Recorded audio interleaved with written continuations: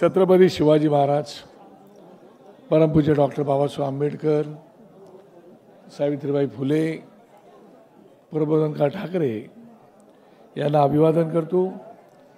व्यासपीठावरील माझे सगळे सहकारी साहेब आता थोड्या वेळात येतीलच। पत्रकार बांधव, माता भगिनी बांधवांनो, गेले कित्येक वर्ष आपण या मुंबई गोवा रस्त्यासाठी लढाई करत आहोत। दुर्दैवाने कोकणवासियांना आणि खास करून आमच्या योगेशला हा निर्धार मेळावा या ठिकाणी घ्यावा लागला। का निर्धार मेळावा घ्यावा लागला? तर सतत आणि सातत्याने कोकणावर होणारा अन्याय, एका बाजूला महाराष्ट्रातील सगळे रस्ते गुळगुळीत होत आहेत, पण कोकणचा रस्ता काही होत नाही। आणि म्हणून आज हा निर्धार मेळावा घेण्याची वेळ महाराष्ट्र नवनिर्माण सेनेकडे आली। मला आठवते मध्यंतरी साहेब बोलले होते, त्यांनी समृद्धी महामार्गाचं उदाहरण दिलं होतं आणि समृद्धी महामार्गाचं उदाहरण देताना त्यांनी सांगितलं होतं 4 ते 5 वर्षामध्ये समृद्धी महामार्ग झाला। ते समृद्धी महामार्ग करताना भूसंपादनाची एवढी मोठी अडचण होती, ती दूर केली आणि आता समृद्धी महामार्ग नागपूर पासून जवळजवळ इगतपुरीपर्यंत येऊन थांबलेला आहे। म्हणून मी मगाशी असं म्हणालो, मगाशी आता मनोज चव्हाणने उल्लेख केला गडकरी साहेबांचा, त्यांच्याबद्दल निश्चितपणे आम्हाला अभिमान आहे। त्यांच्यासोबत मला कामे करण्याची संधी मिळालेली आहे। दुर्दैवाने मला बोलावं लागतं, त्यांच्याकडे इच्छाशक्ती असून सुद्धा मुंबई कोकण महामार्ग का होत नाही गोव्याचा? काय कारण आहे त्याला? मग मी असं म्हणालो, कारण गडकरी साहेब आणि फडणवीस साहेब, तुम्ही नागपूरचे आहात म्हणून समृद्धी महामार्ग झाला का? कोकणचा महामार्ग का होत नाही? कारण तुमची इच्छाशक्ती तुमच्या कोणाची दिसत नाही। म्हणून साहेबांनी मागे त्या दिवशी उल्लेख केला होता ना, तो रस्ता होऊ शकतो पण गोवा महामार्ग होत नाही। आता राज्य सरकारने ग्राम विकास खात्यातील 19 अधिकारी न्यूझीलंड आणि ऑस्ट्रेलियाच्या दौऱ्यावर पाठवलेत। आता 13 तारखेला पाठवलेत। 13 तारीखपासून 27 तारखेपर्यंत दौरा आहे त्यांचा। आणि त्या दौऱ्यामध्ये ग्रामीण भागात रस्ते कसे चांगले करायचे त्याचा अभ्यास करायला गेलेत। आणि तो कोणी पाठवलेत? राज्य सरकारने नाही पाठवलेत। एक सिकंदराबाद तेलंगणाची सॅट्रा नावाची कंपनी आहे, सॅट्रा सोल्युशन डेव्हलपमेंट कंपनी, या कंपनीने ते अधिकारी पाठवलेत। आणि आशियाई विकास बँक या बँकेने त्याला फंडिंग केलंय।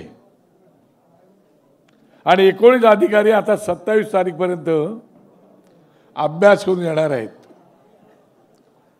रस्ते कसे बनवायचे त्याची।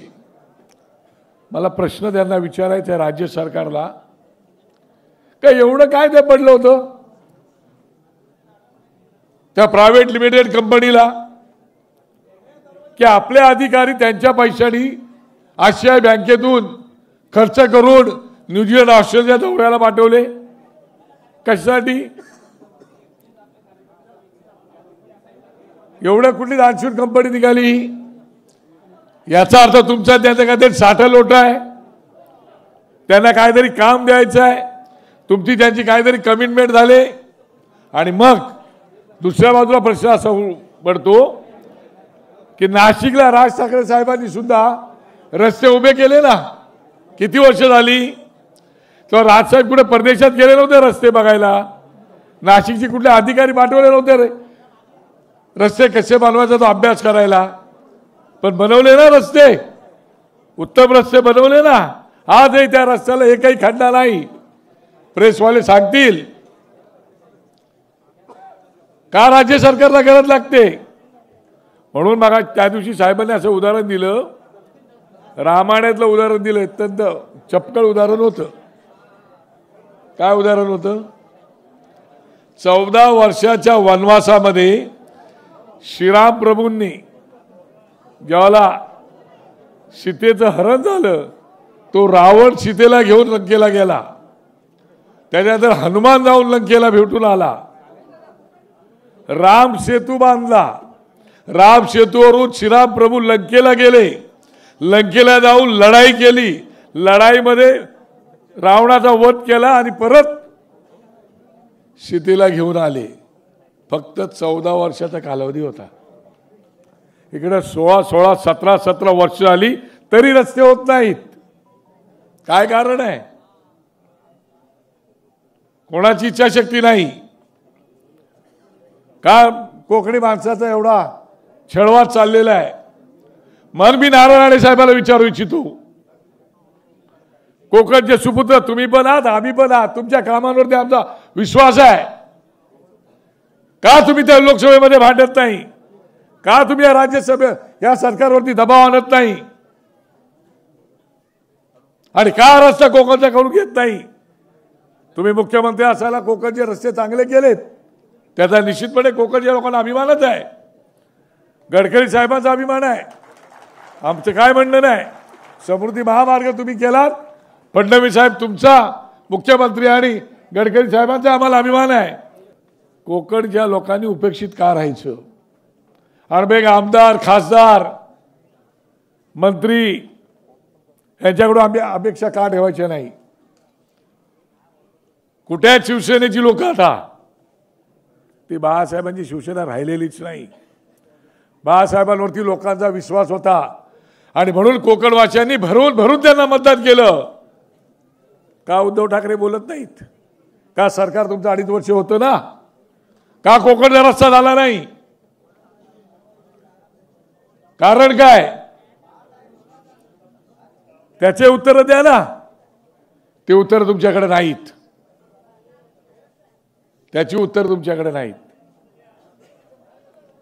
आता आंदोलन विसरलेत. आता काय करावं असं वाटत नाही. आणि म्हणून कोकणच्या लोकांना माझी विनंती आहे की बाबांनो, या महाराष्ट्र राज्याचा विकास कसा करावा, या महाराष्ट्र राज्याची ब्लूप्रिंट राजसाहेबांनी 8-8.5 वर्ष मेहनत घेऊन बनवली. कोणासाठी बनवली होती? काय त्यांचा स्वार्थ होता? लोकांसाठी बनवली होती. त्याच्यात महाराष्ट्राच्या विकासाचा पूर्ण आराखडा दिलेला आहे. आणि म्हणून माझी तुम्हाला विनंती आहे कोकणवासियांनो, चाकरमान्यांनो, की आता बस झालं. या महाराष्ट्राला न्याय फक्त राज ठाकरे साहेब देऊ शकतात, बाकी कोण देऊ शकत नाही. अगर एखाद्या माणसाची इच्छाशक्ती असेल तर देऊन तर बघा ना. एवढ्या वर्ष इतरांना संधी दिली, द्या एकदा संधी. आता कुठली निवडणूक नाही. अरे पण या छळातून तुम्ही बाहेर पडणार की नाही? आमचा जीव तडफडतो. मी कोकणातला आहे. काल एक पत्रकार मित्र, विवेक कुलकर्णी नावाचा मित्र आहे, त्याला मी रात्री सहज फोन केला होता. तो म्हणाला की मी औरंगाबादवरून संभाजीनगरवरून काल निघालो. समृद्धी महामार्गाने 5 तास 32 मिनिटांमध्ये मी संभाजीनगरवरना भांडुपला पोहोचलो. एवढा फटाफट. पण आपल्या इकडे नाही. आणि अधिकाऱ्यांनी पण धसका घेतलाय. त्याला सिमेंटचे रस्ते केलेले बरे, डांबराचे रस्ते केले की तो डांबर घेऊन आपण त्यांना फासतो. आणि त्यांनी एवढा डांबराचा धसका घेतलेला आहे तो. किती आता मगाशी मी त्या मुलाखत पाहिली. एक कासले नावाचे काहीतरी त्या आई बोलत होत्या. नंतर एक मुलगा, तो उंबळे नावाचा मुलगा बोलत होता. त्यांचा तरुण मुलगा म्हणजे एकुलता एक मुलगा गेला. वाढदिवसाला संध्याकाळी वाढदिवस नातवाचा म्हणून आई गेली. त्या उंबळेंची काकी त्या परत आल्याच नाहीत. मला कोकणच्या लोकांना तेवढंच विचारायचं आहे की फक्त गर्दी करून काय उपयोग होणार नाही, टाळ्या वाजून काय उपयोग होणार नाही. कोकणाच्या खऱ्या अर्थाने विकास पाहिजे असेल तर महाराष्ट्र नवनिर्माण सेनेशिवाय दुसरा पर्याय नाही. पर्याय नाही. आणि म्हणून आता साहेब जो काय आदेश देतील त्या आदेशाप्रमाणे आपल्याला खऱ्या अर्थाने रस्त्यावर उतरायचं आहे. पण आता रस्त्यावर किती वर्ष आपण लढाई करणार? आमची लढाई कुठे रस्त्यावर? अरे आता रस्त्यावरून आपल्याला विधानसभेत जायचं आहे, महानगरपालिकेत जायचं आहे, लोकसभेत जायचं आहे. किती दिवस त्या आमदारांच्या मंत्र्यांच्या मागे चिठ्ठ्या घेऊन फिरणार, आमची ही कामं करा, ती कामं करा. आता ते तुमच्याकडे आले पाहिजेत की आमची कामं तुम्ही करा. तुम्ही जा आतमध्ये, तुम्ही मानसिकता तयार करा. प्रत्येक मतदारसंघामध्ये आपल्याला मेहनत करायची आहे, रात्रीचा दिवस करून मेहनत करायची आहे. रस्त्यावरच्या लढाई तर आपल्या आहेतच, त्या करतच राहू आपण. व्हॉट्सअप, सोशल मीडिया वगैरे वगैरे सगळं आहे. पण आपल्याला प्रत्यक्षामध्ये तिकडे जायला पाहिजेत, तर आणि तरच त्या आपल्याला देऊ शकतो. हा आता एवढा मोठा मेळावा या ठिकाणी केला मी योगेश चिले, तुझं आणि तुझ्या सगळ्या टीमचं मनापासून अभिनंदन करतो की तुम्ही एक छान मेळावा आयोजित केलेला आहात, जेणेकरून हा कोकणातला माणूस जागा झाला पाहिजे. कोकणातले माणसा जागा हो, सज्ज हो, लढाईला तयार हो. आणि जे आतापर्यंत तुमच्याकडे येत होते ना, त्यांना आता तुम्ही सांगा का आमचे दरवाजे आता आम्ही बंद केलेले आहेत. सांगा त्यांना, आता पुन्हा येतील मतांचा जोगवा मागायला, पुन्हा देतील बाळासाहेबांचा हवाला. बाळासाहेबांच्या हवाल्याने आपण पण जातो त्या मागे. म्हणून आता बाबांनो विसरू नका, आता राजसाहेब ठाकरे हे मैदानात आहेत. तुम्ही आणि आम्ही त्यांच्या खांद्याला खांदा लावून लढायला पाहिजेत. आता त्यांच्या खांद्याला खांदा लावून आपण लढतो, त्यांचे चिरंजीव आम्ही ठाकरे सुद्धा लढतायत. एबीपी माझा, उघडा डोळे बघा नीट.